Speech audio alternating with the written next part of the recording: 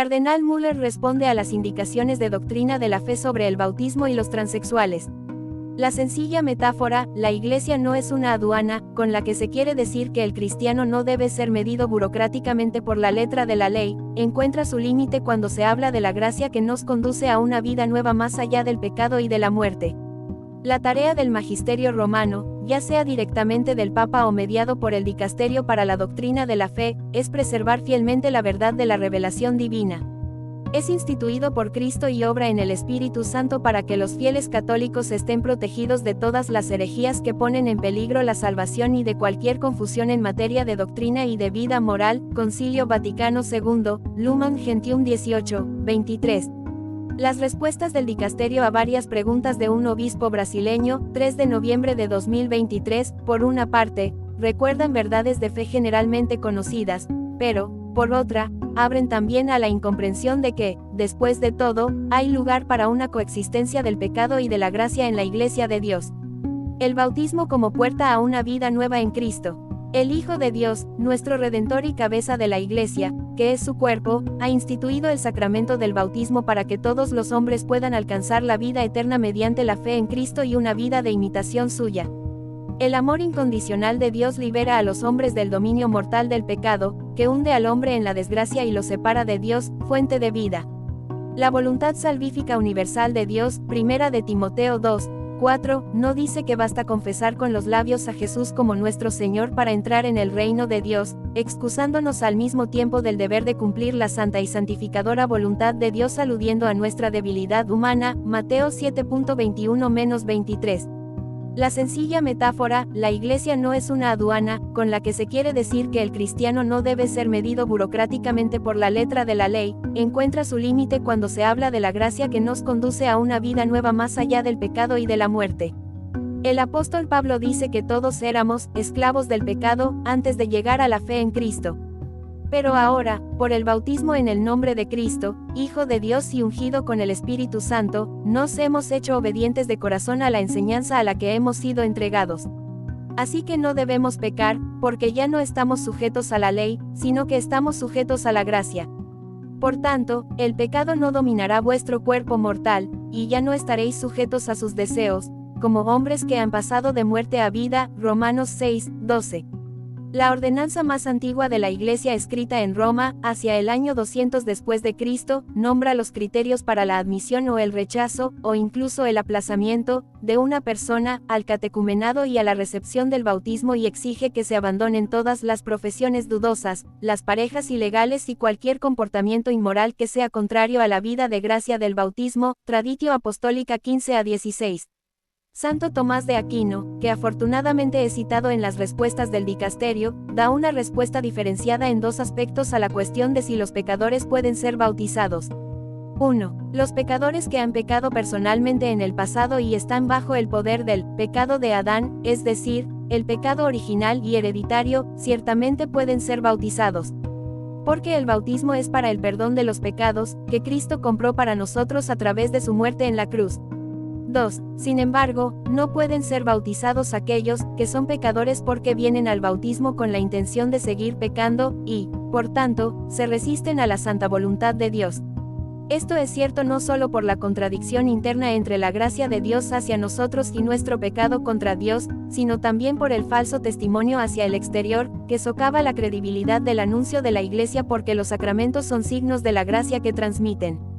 Tomás de Aquino, Summa Theologiae 3q. II Quaestio 68, artículo 4. En la trampa de la terminología transhumanista. Resulta confuso y perjudicial que el magisterio se apoye en la terminología de una antropología nihilista y atea y parezca así otorgar a su contenido falso el estatuto de opinión teológica legítima en la Iglesia. ¿No habéis leído, dice Jesús a los fariseos que querían tenderle una trampa, que en el principio el Creador creó al hombre y a la mujer? Mateo 19, 4. En verdad, las personas transexuales u homófilas, homoafectivas u homosexuales, no existen, ni en el orden de la naturaleza creatural ni en la gracia de la nueva alianza en Cristo. En la lógica del Creador del hombre y del mundo, dos sexos son suficientes para asegurar la preservación de la humanidad y para ayudar a los niños a florecer y florecer en la comunidad familiar con su padre y su madre. Como todo filósofo y teólogo sabe, una persona es un ser humano en su individualidad espiritual y moral, que lo relaciona directamente con Dios, su creador y redentor. Sin embargo, toda persona humana existe en la naturaleza espiritual corporal y concretamente como hombre o mujer por el acto de creación en el que Dios la creó, y en la relación recíproca del matrimonio, a semejanza de su eterna bondad y amor trino.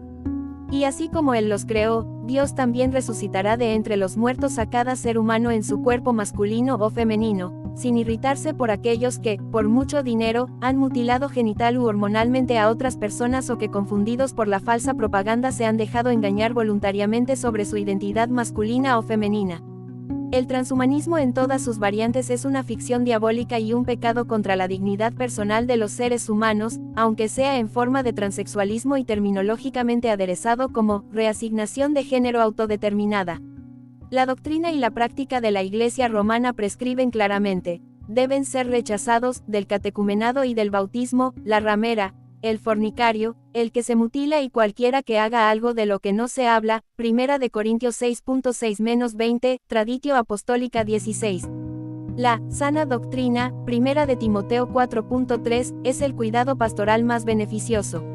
El motivo pastoral que nos impulsa a tratar a los que pecan contra el sexto y noveno mandamiento del Decálogo lo más suave y compasivamente posible es loable solo mientras el pastor no engañe, como un mal médico, a su paciente sobre la gravedad de su enfermedad, es decir, solo cuando el buen pastor se alegra más con el cielo por un pecador que se arrepiente que por 99 justos que, en falsa autoevaluación, no tienen necesidad de arrepentirse. Lucas 15:6. También hay que hacer aquí una distinción fundamental entre el sacramento único del bautismo, que cancela todos los pecados anteriores y nos dota del carácter permanente de ser incorporados al cuerpo de Cristo, y el sacramento repetible de la penitencia, que perdona los pecados que hemos cometido después del bautismo. Siempre es correcto, según el cuidado de la Iglesia por la salvación, que un niño pueda y deba ser bautizado cuando su educación católica pueda ser garantizada por sus responsables, especialmente también a través de una vida ejemplar. Sin embargo, la Iglesia no puede dejar ninguna duda sobre el derecho natural de un niño a crecer con sus propios padres biológicos o, en caso de emergencia, con sus padres adoptivos, que en sentido moral y legal ocupan legítimamente su lugar. Cualquier forma de maternidad subrogada o la producción de un niño en un laboratorio, como una cosa, para satisfacer deseos egoístas es, desde el punto de vista católico, una grave violación de la dignidad personal de un ser humano que Dios quiso que existiera física y espiritualmente a través de su propia madre y padre para llamarlo a ser hijo de Dios en la vida eterna.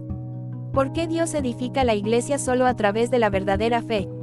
En relación con el sínodo sobre la sinodalidad, a menudo se hizo referencia a esta formulación bíblica: el que tenga oído, que oiga lo que el Espíritu dice a las iglesias, Apocalipsis 2:11. Como en el último libro de la Sagrada Escritura, fidelidad a la palabra de Dios y al testimonio de Jesucristo, Apocalipsis 1:2. El autor de la Traditio Apostólica en la Roma de los príncipes apóstoles Pedro y Pablo está convencido de que la edificación de la Iglesia se realiza por la aceptación de la recta fe. Concluye su escrito con las siguientes palabras que invitan a la reflexión: porque si todos oyen la tradición apostólica, la siguen y la observan, ningún hereje ni ningún otro hombre podrá extraviaros. Porque las muchas herejías han surgido porque los gobernantes, obispos, no quisieron ser instruidos en las enseñanzas de los apóstoles, sino que actuaron según su propio juicio y no como convenía. Si hemos olvidado algo, amados, Dios lo revelará a quienes sean dignos. Pues Él guía a la Iglesia para que llegue al puerto de su descanso. Traditio Apostólica 43. Cardenal Gerhard Müller. Tomado de la traducción de Mike Ixon para LifeSite News.